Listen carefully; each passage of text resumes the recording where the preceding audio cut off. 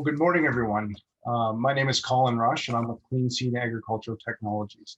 Today's a really exciting day for us because we get to introduce to you the brand new Smart Seeder Max and Max S precision digital seeding models.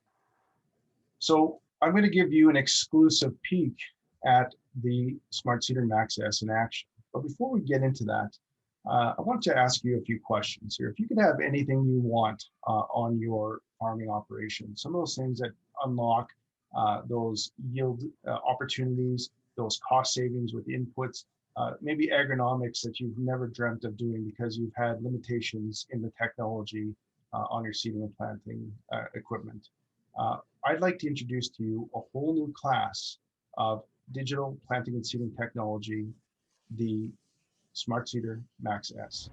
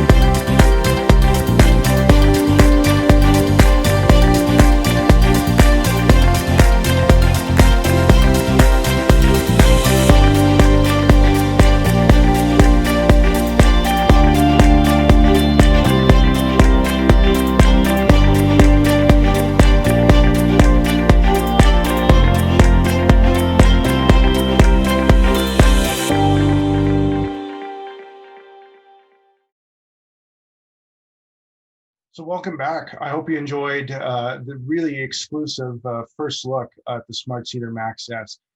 We're very proud at Clean Seed of what we've accomplished here, bringing you something totally different in digital planting and seeding with unique capabilities to really unlock those yield opportunities, save on those inputs, and maximize your farming operations. If you thought about some of those questions of things that you'd like to see in that next generation machine, we talked about something that maybe is, I want something that works in all field conditions, a true no-till machine. Well, on the Smart Seeder Max S, we do this with a very unique coulter shank combination called our DX opener.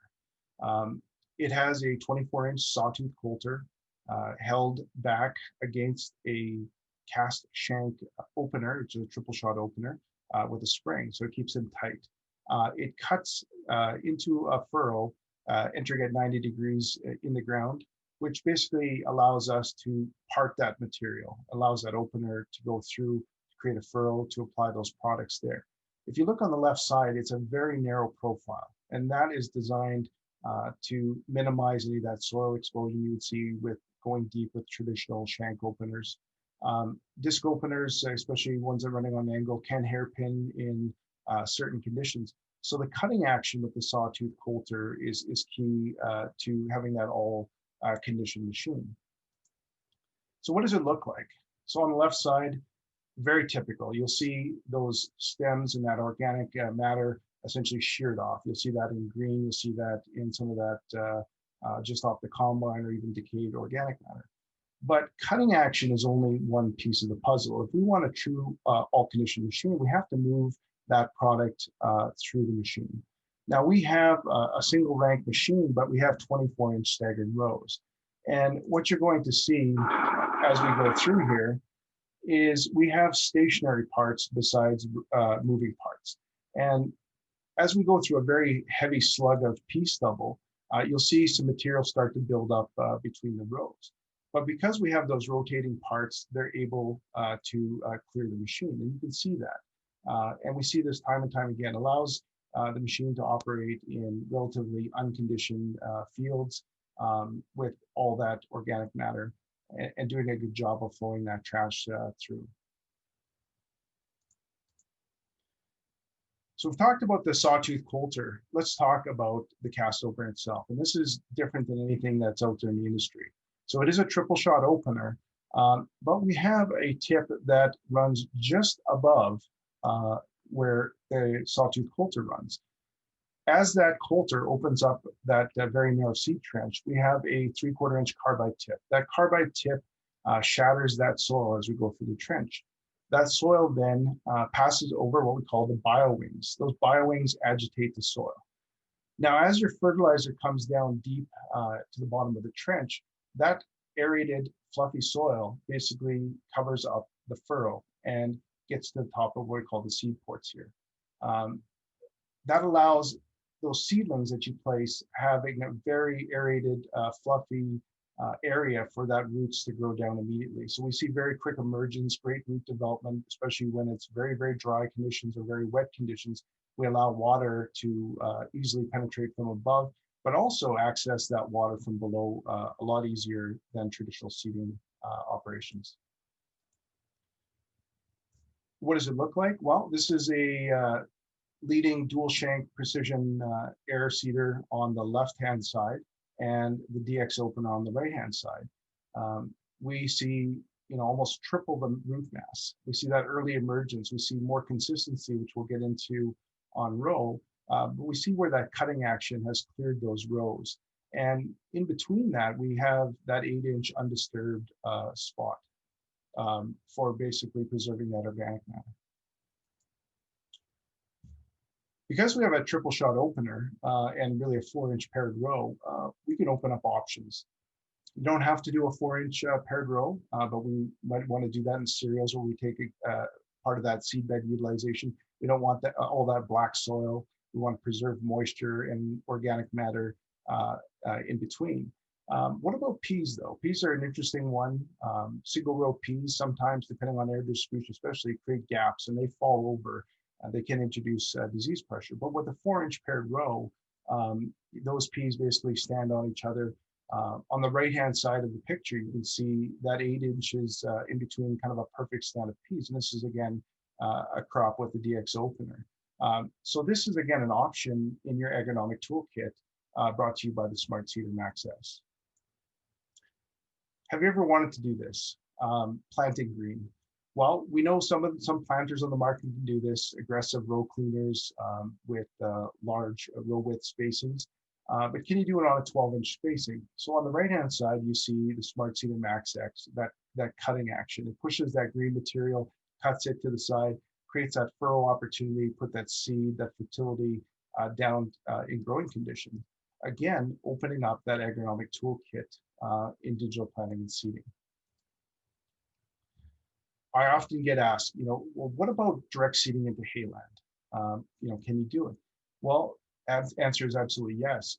On the left-hand side, you almost see it looks like a surgical scalpel has cut into that sod. And because we use a coulter, the draft load is hugely reduced as we pull the Smart Seeder Max S through the field. You can set your depth, and that crop will come up direct into heathland without the horsepower and the draft load that you're used to seeing with the shank machine, or even those old hay buster direct seeding tools. And finally, field finish.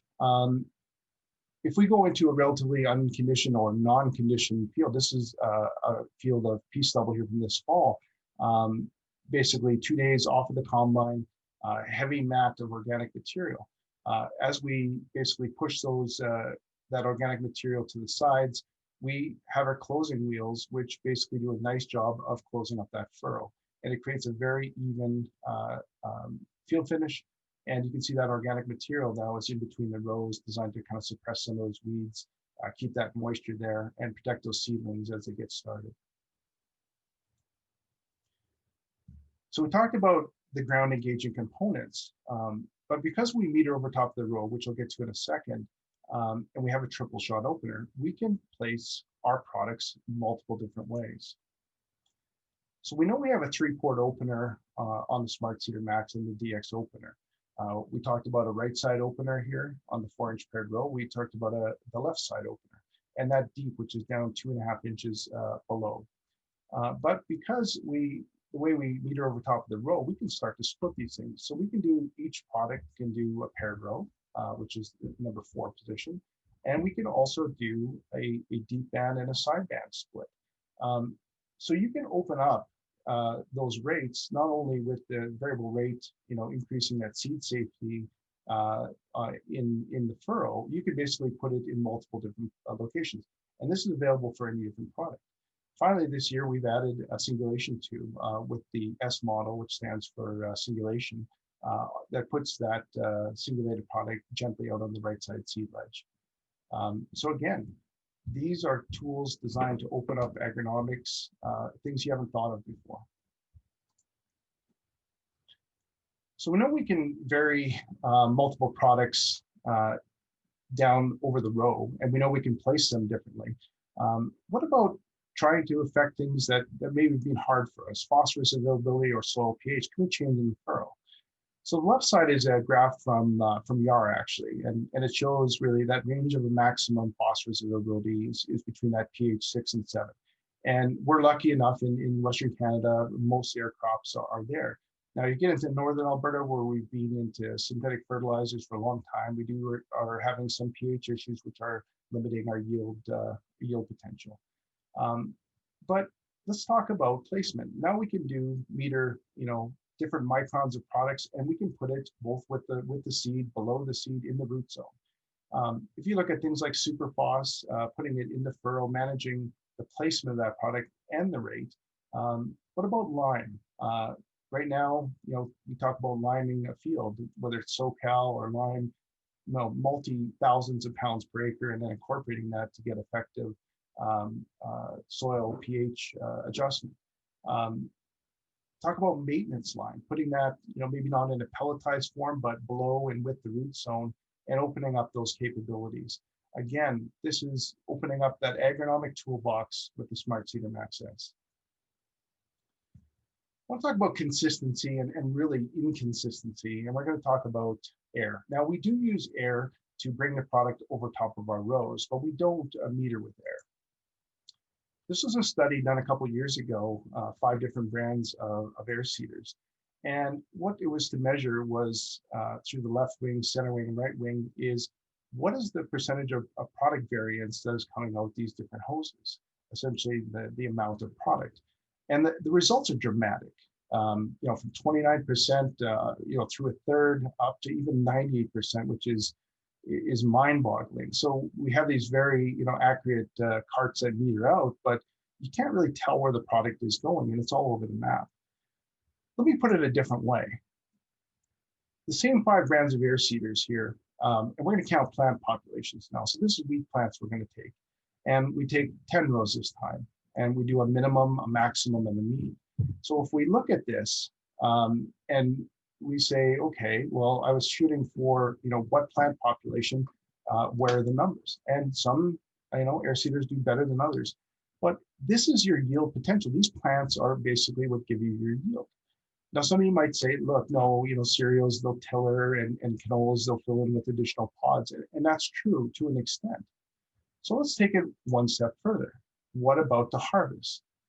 So if you were to hand harvest those rows, and this was a triple replicated study, which said, look, I'm going to go in and harvest each rows. And when you look at these things, just this is a bit of an eye chart here. So I'll give you some color on it, which is the minimum and maximum. That's about 100 bushels per acre difference if you took that on a per acre basis. So if you took out even the outliers, that high and that low, and you went off the mean, you'd see between a 20 and 50, 60% variance in the row. And you have to ask yourself, well, wait a minute, that row is only 10 or 12 inches next to the other one. Why is there such a difference? Well, the answer is air distribution is doing that. You don't see this with the combine. You take that 30-foot, 40-foot, 50-foot head that's harvesting and the combine separating it. This gets kind of lost in translation. So really the question becomes, if this is your flat rate, are you really doing variable rate applications with your current planting and seeding technology? So one of the things I like to ask is why would you want a meter way back here? You're accurately metered here, then you're putting it into air, which we know does not divide evenly, it divides randomly, and it puts it out down to the furrow. Why wouldn't you want a meter directly over top of the furrow at the specific rates you want, exactly at the location you want, with the product placement you want in the furrow? So again, metering over top of the row, multiple variable rate products is one of the core technologies of the Smart Seeder Max S. What does metering over top of the row give us volumetrically? Well, it gives us very consistent product flow. You can see in spring wheat, fall rye, canola, you see that emergence, which comes up very, very quickly, very evenly. It reduces harvest timing issues. It suppresses some of those weed and disease pressures that you see through crops that have to fill in. And it gives you those seeds the best chance of coming up. So we talked about some of the variances in row to row with the air distribution, and we know we can meter over top of the row. So let's talk about controlling every square foot. So there's a bit of a buzzword going on, Agriculture 5.0, which is capturing a lot of data and then creating it into actionable items, actionable data. So this is a great illustration from Farmer's Edge, which captures this ecosystem. You have everything from daily satellite imagery, weather stations, telematics, scouting app, soil sampling, and there's lots more. There's EC, there's elevation, yield data, and you put it into a platform to really crunch your recommendations. So we're turning these into actions. So goes into maps, visualizations, even some predictive modeling, profit analysis. But the one we should look at here is your VR prescription. This is essentially telling the machine where to go and what to apply. And my thought on this is, if your machine inherently has errors, and those errors are compounded when we give them essentially inputs to apply, outcomes of plans are only as good as their execution. Why wouldn't you want to try to remove one of the largest controllable variables in the application of your seed and fertilizer? Let's talk about resolution. Because we measure over top, meter over top the openers, we essentially our as applied data and our input data look exactly the same. And because we have that quick change right over top of the row, it allows us to increase our resolution. Now, 3 meter resolution, it's kind of considered that high resolution today in the industry. What about 30 centimeters squared, that foot resolutions? We can do that. If you're not interested in resolution at all, you still have, maybe you only have a couple soil zones, you still have all of those benefits of metering over top of the row, that row by row shutoff, turn compensation, and that evenly distributed product. How do we do that? Well, it's very simple. We have 300 different independent product control points. So we have a bank of 4 volumetric meters here, and we have 1 singulation meter. Each of these meters are driven by what we call stepper motor technology. Stepper motor technology is an electric motor. It's hugely precise. It's low voltage, low amperage. It's even used in robotics. We can ramp that up, ramp it down, start, stop it, and change the rate infinitely variable. You saw in the video Brad taking out one of the volumetric motors. In this quick video, you see this is our cushion drive volumetric meter. There's 240 of these on the machine, and each one of them is really an independent seeder. It allows maximum seed safety, and again, that same stepper motor technology that we can control one product in one row, infinitely variable, multi-product variable rate right over the row and over the furrow. So we talked about all the benefits of volumetric seeding and metering over top of the row. Is plants per acre the target? Is singulation the ultimate tool? Well, do you think singulation adds any value to the crops I grow? Why wouldn't I just use a planter or an air drill? Why would I change? Are there compromises that we want to look at? This slide, I don't think tells anybody anything different than they already knew on this. Is non-uniform stands of canola do not yield as much as uniform stands. And this was a 2014 peer-researched research article, which says, look, we can give you up to a 32% increase with optimized spatial patterns. And we're talking singulation and even distribution. So we know volumetric gives us very even distribution. Well, singulation takes it to the next level. We can define plant stands. So we talked about that stepper motor control, that very precise high resolution control. This is a video of singulation on the Smart Seeder Max S, and we're singulating those canola seeds one at a time. They're dropping into the furrow at the seed population, and this speeds up and slows down with ground speed, and the population should be fine. We can do most crops: canola, hemp, corn, soybeans, and peas. We're working on others. But if you take the simulation where you can optimize those patterns to increase your yield, you can also look at decreasing rates of product. So this is really a win-win combined with volumetric metering over top of the row. When we do it right, what does it look like? Well, those plants come up one at a time, just like you put them down. Now, this technology is not new. Planters have the ability to do this simulation. But combined with volumetric metering, it gives those plants the best chance with fertility and the best profit margin, because you're doing it in one pass, exactly the fertility in the furrow where you need it. So again, whether you want 120,000 canola plants or 180,000 or 250,000 plants of peas, that's your choice. Just like in volumetric, we see those picket row, basically picket fence rows come up very easily. We see them bolting at the same time and blooming. Again, increasing yields, decreasing costs, and now we have the fertility to put directly underneath it, exactly what we define row by row.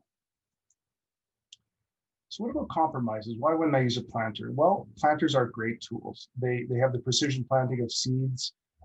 You can control the depth and the pressure very well. They can be very high speed, up to 12 miles an hour.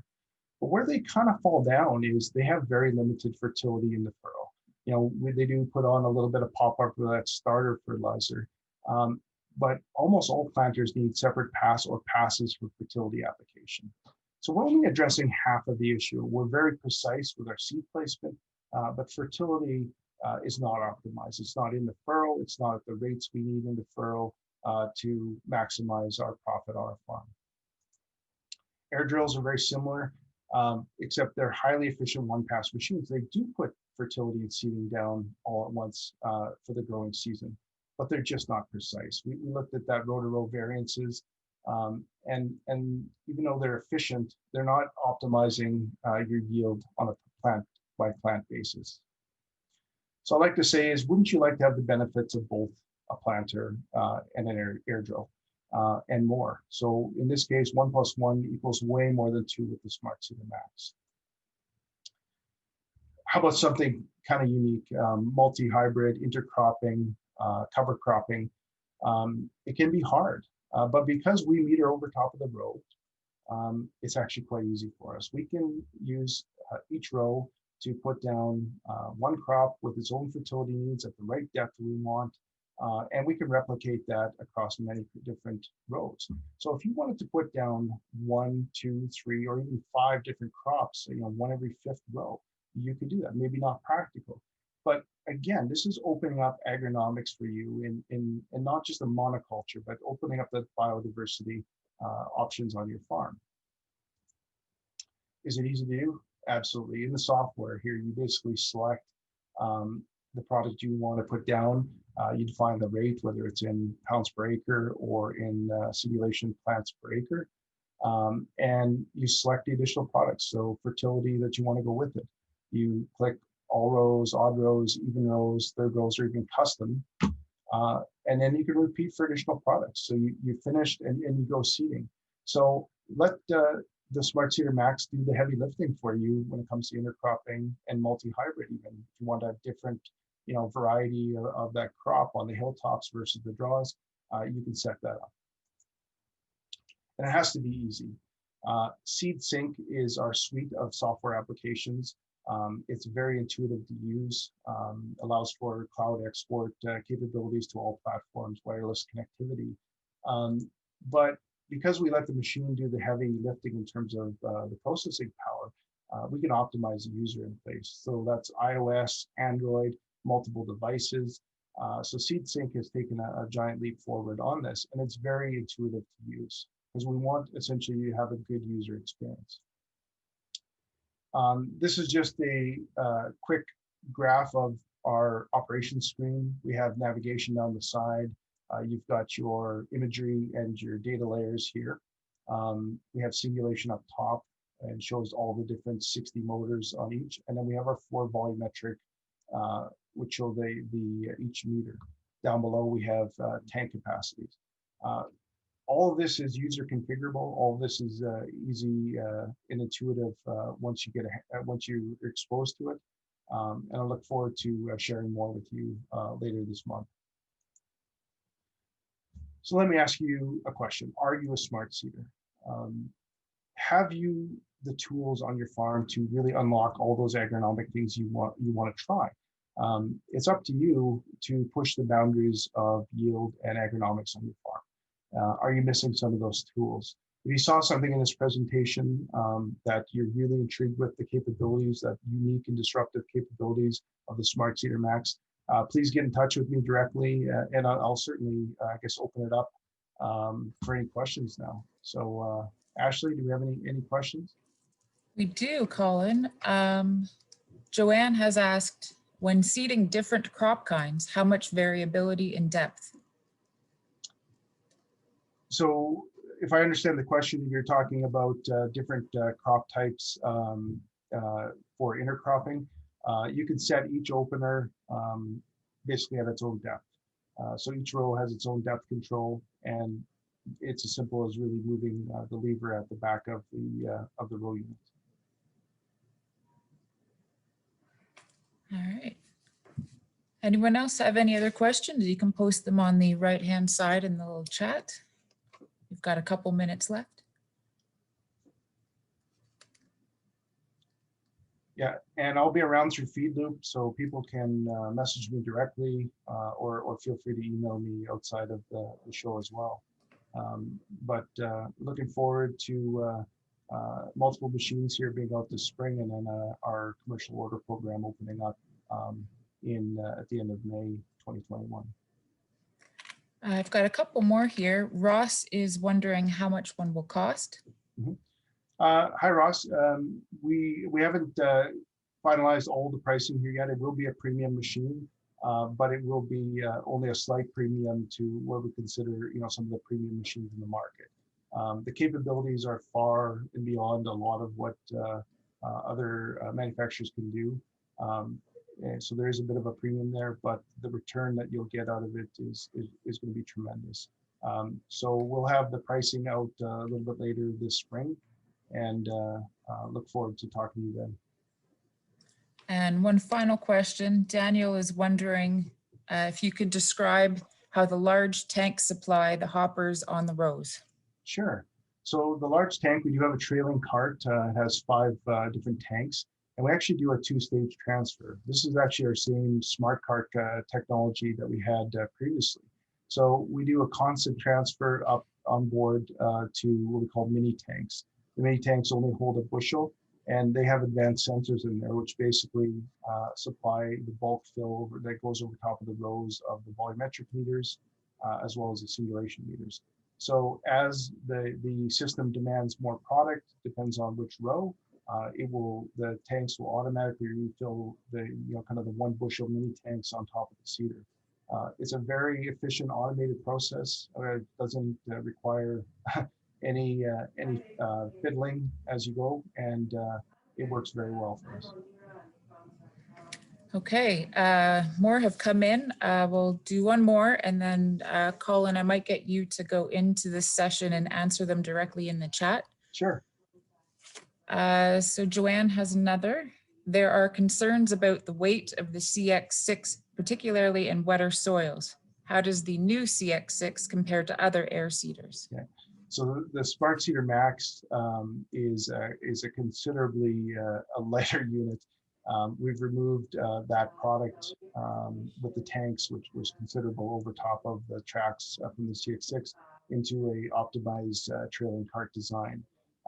So, our unit is comparable to, direct seeding units of similar spacing on the market today. We also have very narrow transport, getting down to under 18 feet on highways, single fold machine. So again, the compaction is being reduced dramatically because we've moved that weight off from the tank side into an optimized trailing cart. Okay, perfect. Well, thank you very much, Colin. If you have any questions for Colin, you can chat with him directly, and he will answer Derek and Dwayne in the chat for this particular session. Okay, I'll just be there in a minute, guys. But again, thanks for attending our session.